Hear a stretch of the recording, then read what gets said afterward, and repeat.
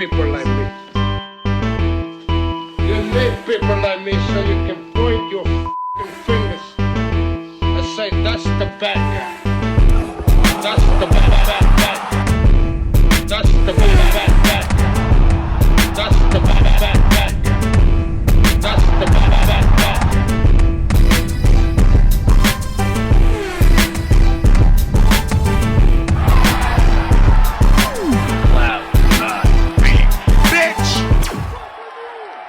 Welcome to the mother relay. We're covering today's top boxing news. Okay, we'll start with this. Saturday, August the 13th, on the undercard of Oscar Rivas versus Lukas Rozansky, their mandated WBC Bridgerweight title fight. On the undercard, we're going to see the ring return of Hannah Gabriels, the reigning light heavyweight and heavyweight champion. This is an Yvonne Michelle promotion, Yvonne Michelle being Oscar Rivas' promoter. The Canadian-based promotional outfit, Jim, Oscar Rivas being a Canadian-based fighter. This fight, however, this card is set to go down in Oscar's native Colombia. And on that undercard, we're going to see Cecilia Brækhus attempt to become a two-division champion against reigning WBC junior middleweight champion of Sweden, Patricia Bivol. We've talked about that fight, and we'll talk about it a little more as the fight date approaches. And as stated, Hannah Gabriels will also be making her ring return on the same card against an opponent that has yet to be announced. It appears that both her WBC and WBA light heavyweight and heavyweight titles will be on the line. It's been over a year since Hannah Gabriels had a fight. She was last in action in April of last year against Marta Gaitán, the fight where she won those two vacant titles, the vacant WBA light heavyweight title and the WBC heavyweight title. That's the only fight Hannah Gabriels has had in the last 2 years. And that fight took place over a year ago in April of last year. She's set to be making her ring return. If I'm being honest, I feel like Hannah Gabriels' skills and her finer qualities and her name value is lost campaigning in these barren weight classes, these barren divisions, light heavyweight and heavyweight. If you go to BoxRec, they don't even have any other boxers registered as light heavyweights. Up there at heavyweight, there's a couple more names, a grand total of 21 fighters. 21 fighters around the world. 21 female heavyweights. Hannah Gabriels. Perhaps at this age, this is an easier weight for her to make. Maybe she can't make junior middleweight anymore. Maybe she can't get all the way down to 154 pounds the way she used to. God only knows she hasn't had to make that weight in a very long time. But what about super middleweight? What about middleweight? Hannah Gabriels, she's not a statuesque fighter, you understand. She's not a fighter that takes up a whole lot of space. Long levers, long extremities to carry that weight, carry it evenly and adequately. Hannah Gabriels, for the most part, isn't really a tall woman or a big woman. You wonder that she shouldn't get down to 168 pounds and see about having a fight with Franchon Cruz. Because there ain't no money fights for her up there at light heavyweight or heavyweight. All the money, all the action is at the lower weights. More specific to this conversation, you'll sooner find quality fights, quality fighters as a super middleweight as opposed to a light heavyweight or a heavyweight. It just so happens that Franchon Cruz is her division's undisputed champion. You could end up fighting for all the belts in just one fell swoop. Against just one fighter. She might hold a title at light heavyweight and another one at heavyweight, but what's it worth? What's it worth being a light heavyweight or a heavyweight champion when there's nobody up there? There's nobody to fight. There's no money in those weight classes. No money in those divisions. So what's it worth being a champion at light heavyweight or heavyweight when there's no money fights? You get down to 168 pounds, maybe you can take on Franchon Cruz for all the marbles, all the belts as part of a DAZN show. Surely there's more money in getting down to 168, taking on Franchon, than defending those two alphabet titles in what are largely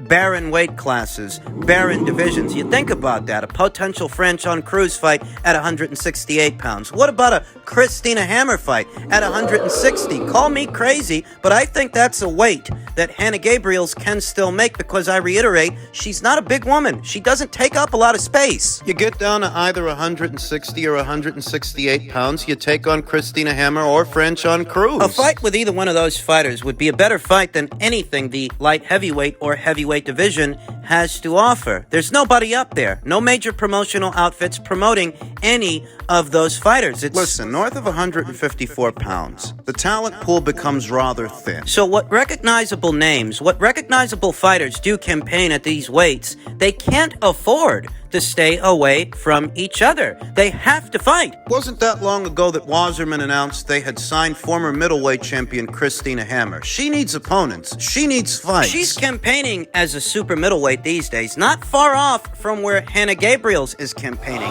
And there's more luster, more buzz, more excitement in a Gabriels versus Hammer fight than anything Hannah can do up there at 175 or at heavyweight. What's it worth to Wasserman to get Hannah Gabriels in the ring? If you're going to go as far as signing Christina Hammer to a promotional pact, a multi-fight deal, you're gonna have to secure her opponents, good ones, because you're in the Christina Hammer business, and Christina's quality of competition, for the most part, has been abysmal. So what the hell? Just pay Hannah to come down, or if anything, get Christina to move up. She's a tall drink of water. Tall drink of fucking gorgeous is what she is. Yeah, she's something. And she has more generous physical dimensions to adequately carry that weight, carry it evenly, more so than Hannah Gabriels. She's several years younger than Hannah, too. I don't see why that's no fucking reason they shouldn't be able to make that fight. In any event, we're getting ahead of ourselves. Hannah Gabriels is set to make her ring return this August on the undercard of Rivas versus Rosansky.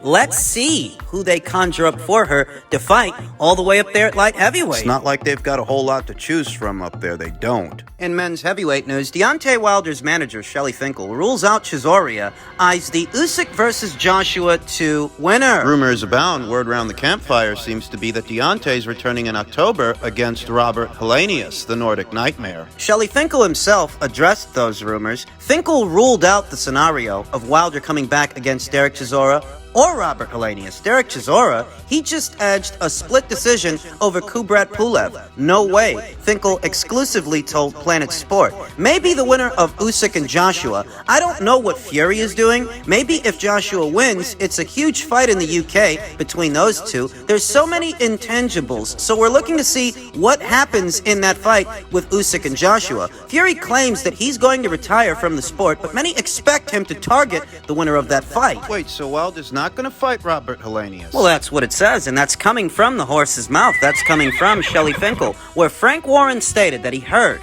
that Deontay Wilder's coming back in October, and it's going to be against the Nordic Nightmare. Shelly Finkel has essentially dispelled that rumor, though who knows for sure. Yeah, Shelly Finkel might be saying this now, but that rumor might end up checking out, because if Deontay's coming back, who's he going to come back against? Maybe against the winner of Ruiz versus Ortiz, set to go down later on this summer, provided that the winner is Andy Ruiz, and provided that the fight isn't a physically taxing fight, barring any unforeseen circumstances and injury.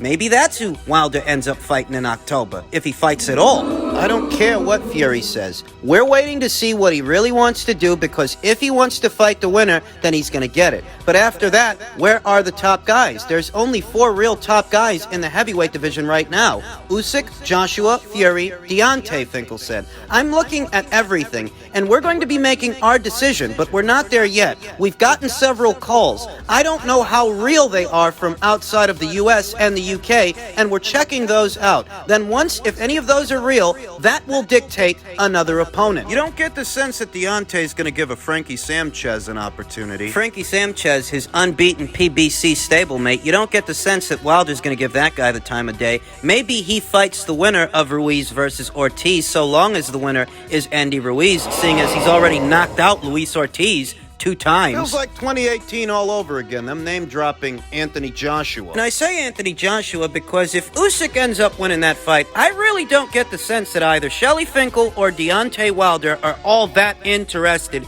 in facing Alexander Usyk. You don't make the money fighting Usyk that you could make fighting Anthony Joshua, and that's always been the case. I think the Deontay Wilder people are playing the same game that the Tyson Fury people are playing. They're holding out hope that somehow Anthony Joshua can figure it out and get his belts back, because if he does, that's the biggest money fight in the whole weight class. That's the biggest money fight in the whole division. Usyk, for all his skills, he's not a big draw per se. It's never been about collecting all the belts for Deontay Wilder. It's never been about legacy. It's never been about becoming an undisputed champion. Hell, the only reason that Tyson Fury is here today, having succeeded the way he's succeeded, it's because Deontay Wilder chose him as an alternative. to fighting for all the belts. You can give me the whole production, the whole song and dance about how, they didn't like the deal. The first offer and the second offer and the third offer. The $100 million from DAZN. You can give me the whole song and dance, the whole production as to why Deontay Wilder didn't just take the money and run. You can do that. But what you can't do is make this seem like a good move, because the only reason Deontay Wilder was battered 2 times at the hands of Tyson Fury. The only reason that happened is because Wilder chose Fury over Joshua. You can't get away from that simple fact, that reality. Tyson Fury didn't have a claim towards Deontay Wilder's green belt. The only reason he got to fight for it is because Wilder chose him. He chose to voluntarily give that guy a title shot as a voluntary, not a mandatory. And if things worked out the way they worked out, it's because in many ways Deontay Wilder was the architect of his own downfall. Now he's trying to pick up the pieces. He says he wants the winner of Joshua versus Usyk. But I don't get the sense he wants a fight with Alexander Usyk if he wins. I get the sense that he's holding out hope, like Tyson Fury's holding out hope, that Anthony Joshua can figure it out. If they're aiming for anything, they're aiming for that. Though even with that, how serious are they about facing Anthony Joshua? Or is it that they simply hope to revive the synergy? It's not a fight they're looking for. It's a wave to ride. The same wave they were riding from 2017 all the way up until Tyson Fury took Deontay Wilder's green belt. Maybe it's not even a fight they're looking for so much as they're looking to rekindle the flame. Remember, Deontay Wilder debuted as a professional around 2008, 2009. And most of the attention that he went on to receive happened later in his career. Well, after he became a champion, really, he didn't receive that kind of attention until Anthony Joshua hit the scene and set the heavyweight division ablaze.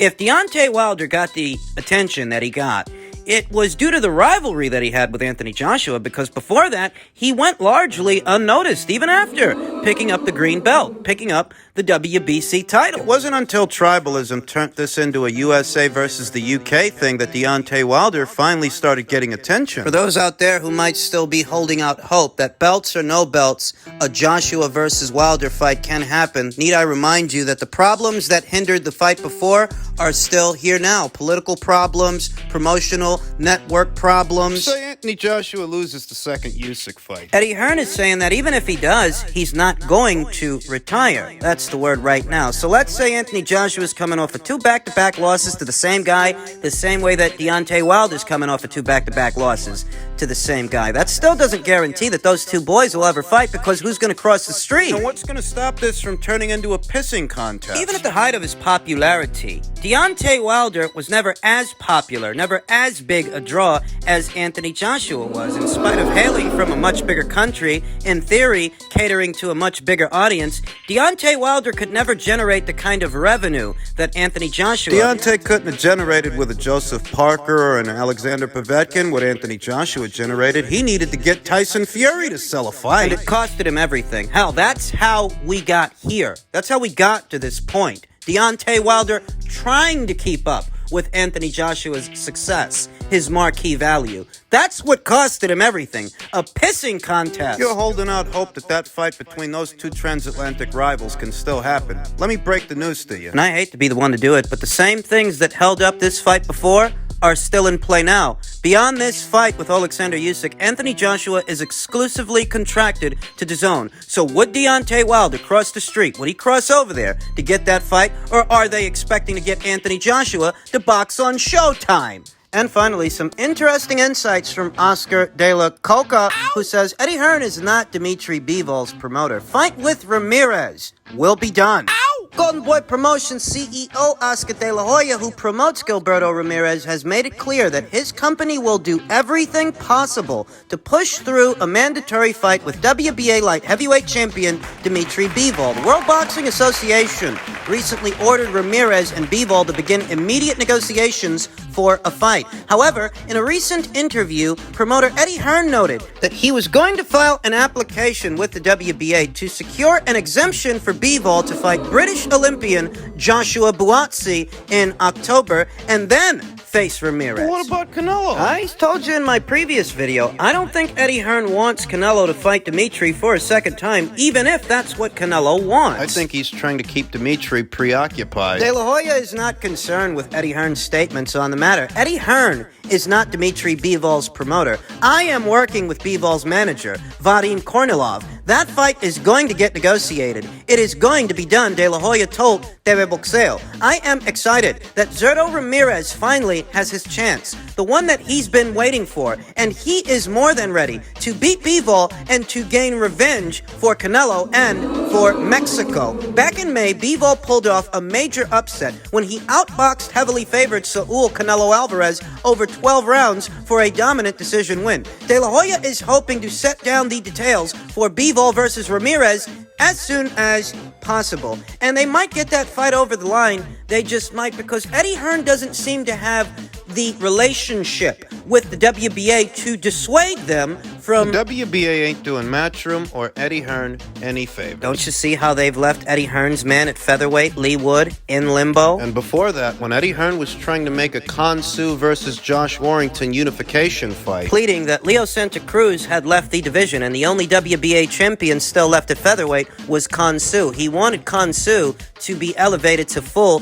WBA champion. And no dice. From then till now, the WBA has allowed Leo Santa Cruz to hang on to that WBA super title, that status, at the expense of Eddie Hearn, Matchroom, and its fighters. Eddie doesn't have the relationship with Gilberto that perhaps Al Heyman, several others, might have with Gilberto. So when I think about this situation, it being left up to the WBA and all their wisdom. Are we expecting the WBA to give Eddie that exemption? Oscar says we should know very soon, but Zurdo versus Bivol is probably one of the most anticipated fights today, along with a few others, because Bivol beat Canelo easily. No problem. Now Zurdo can avenge all his Mexican fans, De La Hoya said. Ramirez, a former world champion at super middleweight, has been pressing for a WBA title shot for the last 2 years. Back in May, Ramirez secured his title shot when he demolished Dominic Bosel in the 4th round of their WBA final eliminator. You can bet your bottom dollar that Oscar's gonna push. And push hard